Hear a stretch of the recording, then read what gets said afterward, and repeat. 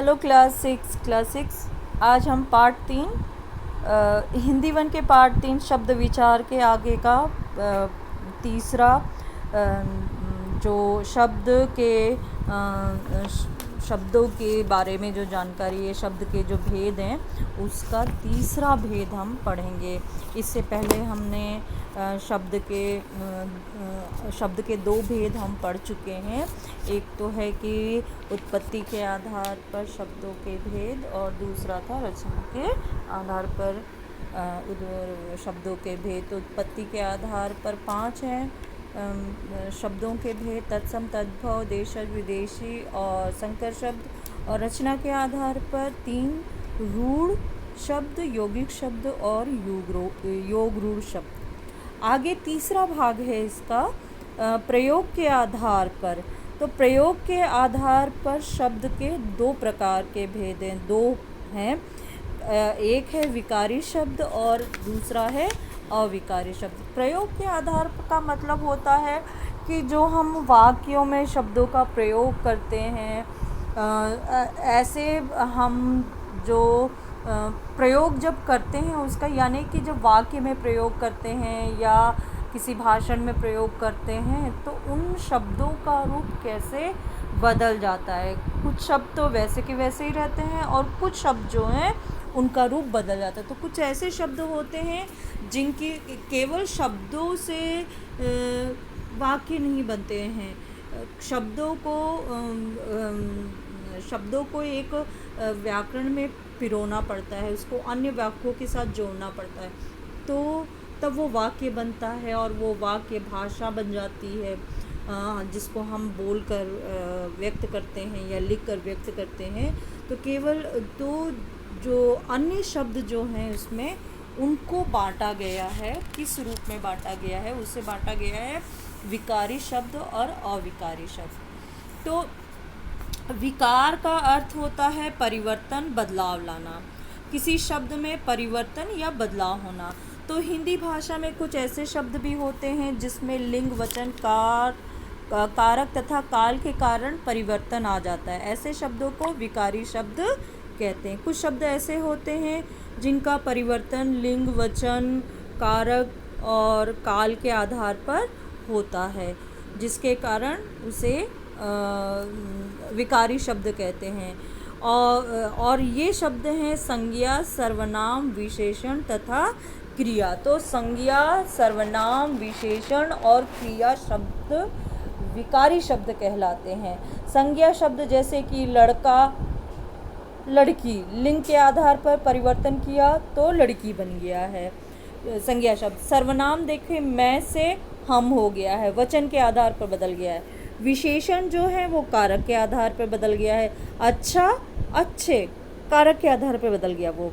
और उसके बाद में क्रिया जो है वो काल के अनुरूप बदल जाती है। जैसे कि अगर वर्तमान काल है तो खाता है, भूतकाल था तो खाता था, और अगर भविष्य काल बनेगा तो खाएगा, ऐसे बदल। तो ये खा धातु है जो है वो क्रिया जो है जिसको धातु कहते हैं, वो काल के अनुसार बदल जाते हैं, इसलिए इनको विकारी शब्द कहते हैं। जिन शब्दों का परिवर्तन हो जाता है, जिन शब्दों में बदलाव आ जाता है, उन्हें विकारी शब्द कहा जाता है।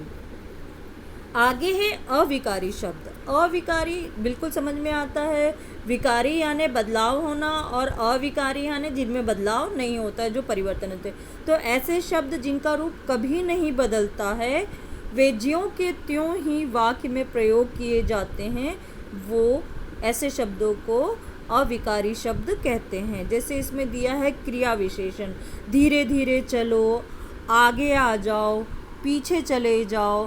तो ये आगे, पीछे, ऊपर, नीचे, दाएं, बाएं, धीरे धीरे, तेज, होले से, ध्यानपूर्वक, सावधानी से, ये सारे शब्द जो हैं वो क्या होते हैं? क्रिया विशेषण के शब्द होते हैं। और इनमें चाहे बहुवचन में प्रयोग करिए, चाहे एक वचन में प्रयोग करें, चाहे स्त्रीलिंग के लिए प्रयोग करें, चाहे पुल्लिंग के लिए प्रयोग करें, किसी भी काल में इसका प्रयोग करें, वर्तमान काल में, भूतकाल में, भविष्य काल में, किसी भी काल में अगर हम इसका परिवर्तन करते हैं तो ये जस के तस वैसे ही प्रयोग में आए लिए जाते हैं, इसलिए इन्हें अविकारी शब्द कहा जाता है। तो जो क्रिया विशेषण के शब्द होते हैं वो अविकारी शब्द होते हैं।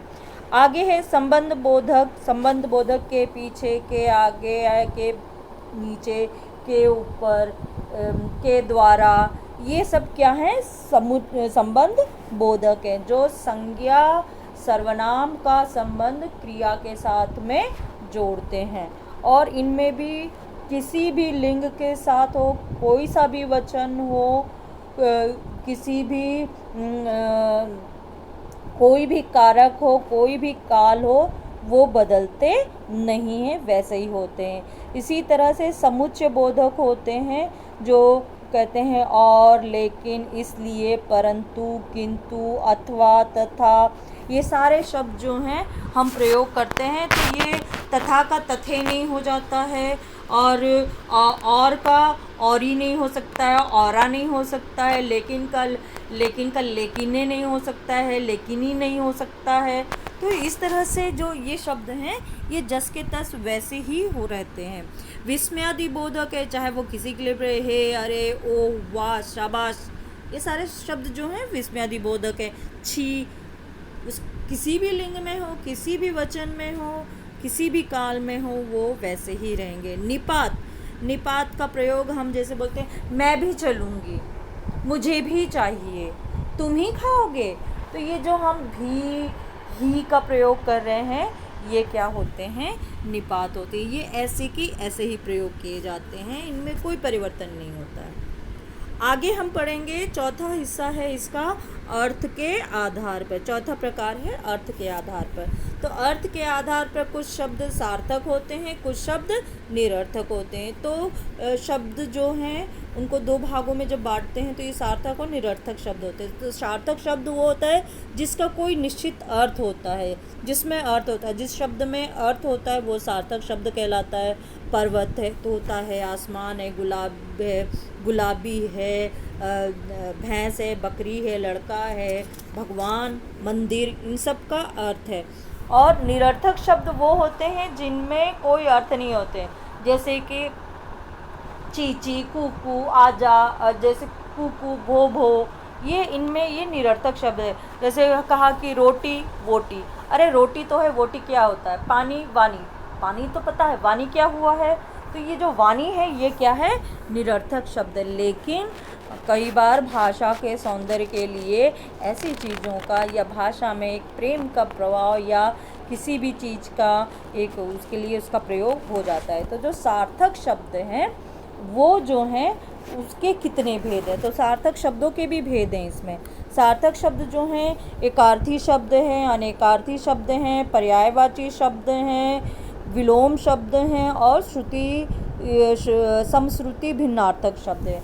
तो एकार्थी शब्द जो हैं जिन शब्दों का एक निश्चित अर्थ होता है वे एकार्थी शब्द कहलाते हैं और उसका कोई अन्य अर्थ प्रयोग नहीं किया जाता है, जैसे नदी, बर्तन, पेड़ आदि। अनेकार्थी शब्द, जिन शब्दों के एक से अधिक अर्थ होते हैं वे अनेकार्थी शब्द कहलाते हैं। जैसे कि अर्थ हुआ, अर्थ का मतलब धन भी होता है, उत्तर मतलब भी और मतलब भी होता है। जैसे कि उत्तर, उत्तर सवाल का जवाब भी होता है और उत्तर दिशा भी होता है। जैसे यहाँ दिया है तीर, तीर का अर्थ बाण भी है और किनारा भी है। पर्यायवाची शब्द, तो वे शब्द जो एक ही अर्थ को व्यक्त करते हैं पर्यायवाची शब्द कहलाते हैं। जैसे कि पानी, उसको हम बोलते हैं जल, वारी, अम्बु, नीर, और भी उसका जीवन, इस तरह से और भी उसके नाम है। आकाश है, आसमान है, गगन है, नभ है, इस तरह से उसके और भी नाम है। फूल को कुसुम, सुमन, प्रसून, ये सब कहा जाता है। सूर्य को सूरज, रवि, आदित्य, दिवाकर, ये सारे इनके नाम हैं। आगे है विलोम शब्द। चौथा हिस्सा जो है इसका विलोम शब्द का है। तो जो एक दूसरे के विपरीत अर्थ प्रकट करते हैं वो विलोम शब्द कहलाते हैं। तो लेकिन इनमें अर्थ होता है, जैसे ऊंचा नीचा, कच्चा पक्का, दिन रात, कठिन सरल। ठीक है, तो इस तरह से ये सार्थक शब्दों का वर्गीकरण है। और श्रुति समश्रुति भिन्नार्थक, यानी सुनने में जो एक से लगते हैं लेकिन अर्थ उनका अलग होता है। जो शब्द सुनने में समान से लगते हैं पर उनमें सूक्ष्म अंतर होता है, मतलब बहुत छोटा सा अंतर होता है और वो अंतर उनके अर्थ को पूर्णतः बदल देता है, उन्हें समश्रुति भिन्नार्थक शब्द कहते हैं। उदाहरण जैसे दिया है, और, तथा, और, दिशा या तरफ, दिन दिवस, और दिन गरीब होता है, आसमान आकाश, असमान भिन्न अलग अलग, शौक रुचि, शोक दुख। तो बहुत माइनर सा इसमें अंतर होता है लेकिन अर्थ बिल्कुल बदल जाता है। आगे जो अर्थ के आधार पर है वो निरर्थक, जो इसके बारे में मैंने आपको पहले भी बताया था कि निरर्थक शब्द जो है, हिंदी भाषा में कुछ ऐसे शब्दों का प्रयोग भी हम करते हैं जिनका कोई निश्चित अर्थ तो नहीं होता है, ऐसे शब्द निरर्थक शब्द कहलाते हैं, परंतु उनका प्रयोग हम करते हैं। तो उदाहरण चाय वाय, पानी वानी, जूता वूता आदि ऐसे शब्द हैं। तो यहाँ चाय पानी व जूता तो ठीक है, ये सब तो वस्तुएं हैं, इनके नाम हैं, परंतु वाय वानी वूता किसी का कोई अर्थ नहीं है, इसलिए इन्हें निरर्थक शब्द कहा जाता है। परंतु ये निरर्थक शब्द जो हैं एक भाषा का अंग हैं और इनका व्यवहारिक रूप में हम प्रयोग भी करते हैं। तो इस तरह से जो हमारे ये हैं इसके शब्द विचार जो हैं, इसमें हमने देखा है कि शब्द विचार शब्दों के सार्थक वर्णों के सार्थक मेल को शब्द कहते हैं। शब्द जब वाक्य में व्याकरण के नियम में बंध जाते हैं तो वो पद बन जाते हैं। इसी तरह से है शब्दों के भेद। शब्दों के 4 भेद हैं, जिसमें 4 भेद में से उत्पत्ति के आधार पर, रचना के आधार पर, प्रयोग के आधार पर और अर्थ के आधार पर। उत्पत्ति के आधार पर 5 भेद हैं, 5 प्रकार के हैं, तत्सम, तद्भव, देशज, विदेशी और संकर शब्द। रचना के आधार पर 3 हैं, रूढ़ शब्द, यौगिक शब्द और योग रूढ़ शब्द। इसी तरह से प्रयोग के आधार पर 2 प्रकार के हैं, विकारी शब्द और अविकारी शब्द। तो विकारी शब्द जो हैं वो संज्ञा, सर्वनाम, विशेषण और क्रिया शब्द क्या हैं, विकारी शब्द हैं। और इनमें जो विकार परिवह होता है वो किसके आधार पर होता है, लिंग, वचन, कारक और काल के आधार पर इनमें परिवर्तन होता है। तो संज्ञा, सर्वनाम, विशेषण और क्रिया शब्द जो हैं वो विकारी शब्द हैं। विकारी का मतलब होता है जिनमें बदलाव आता है, जिनमें परिवर्तन आता है। और इन शब्दों में परिवर्तन किसके कारण आता है, लिंग के कारण आता है, वचन के कारण आता है, कारक के कारण आता है और काल के कारण आता है। इसका जो दूसरा भाग है अविकारी शब्द, तो ऐसे शब्द जिनमें किसी भी प्रकार का परिवर्तन नहीं होता है, जो ज्यों के त्यों जो वाक्य में प्रयोग किए जाते हैं या उनका प्रयोग उसी तरह से होता है, उसे अविकारी शब्द कहते हैं। ऐसे शब्द जो हैं उनके 5 प्रकार के हैं। ये क्रिया विशेषण शब्द है, संबंध बोधक है, समुच्चय बोधक है, विस्मयादि बोधक है और निपात है। इसके बाद में जो शब्द का चौथा भेद है वो है अर्थ के आधार पर। तो अर्थ के आधार पर 2 हैं, सार्थक शब्द और निरर्थक शब्द। तो सार्थक शब्दों के भी 5 भेद हैं, एकार्थी शब्द है, अनेकार्थी शब्द है, पर्यायवाची शब्द, विलोम शब्द और समश्रुति भिन्नार्थक शब्द होते हैं। ये सार्थक शब्द होते हैं। सार्थक शब्दों के ये पूरे 5 भेद हैं। इसके बाद में अर्थ के आधार पर एक भेद, और मतलब अर्थ के आधार पर एक सार्थक हो गया, दूसरा निरर्थक हो गया। तो निरर्थक शब्द जो होता है, हम इसका कोई अर्थ तो नहीं होता है लेकिन फिर भी हम जो है अपने भाषा में इसका प्रयोग करते हैं। तो इस तरह से कुछ शब्द होते हैं जो निरर्थक होते हैं, जिनको कोई अर्थ नहीं होता है, उसके बावजूद भी भाषा में ये प्रयोग किए जाते हैं और हम लोग इसका आए दिन प्रयोग करते भी रहते हैं। ठीक है बच्चों, तो अगले वीडियो में मैं आपको ये जो इसके प्रश्न उत्तर हैं इनको आपको एक्सप्लेन करूँगी, इसके बारे में बताऊँगी। तब तक आप इस पाठ को पढ़िए और कॉपी में जो लिखना है वो लिखना है शब्द की परिभाषा, पद की परिभाषा, शब्दों के भेद, कौन कौन से शब्दों के भेद हैं और सभी शब्दों के भेद के कितने प्रकार हैं, ये सब कुछ आपको कॉपी में लिखना है। ठीक है, बाकी का मैं आप लोगों को जो इसका है होमवर्क करने के लिए दूंगी।